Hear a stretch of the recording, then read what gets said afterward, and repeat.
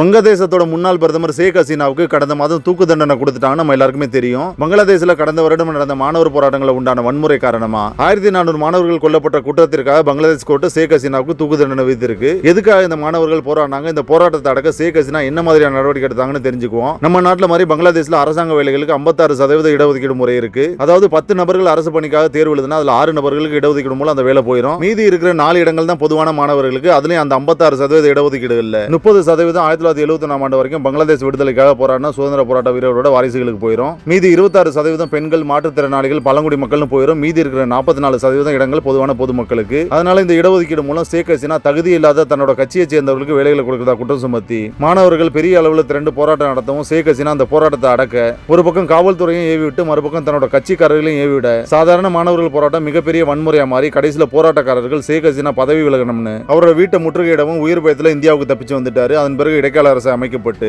நடந்த விசாரணையில் ஷேக் ஹசீனாவோட தூண்டுதலில் 1400 மாணவர்கள் கொல்லப்பட்டதா குற்றம் சுமத்தி அந்த குற்றத்திற்காக தூக்கு தண்டனை விதித்திருக்காங்க.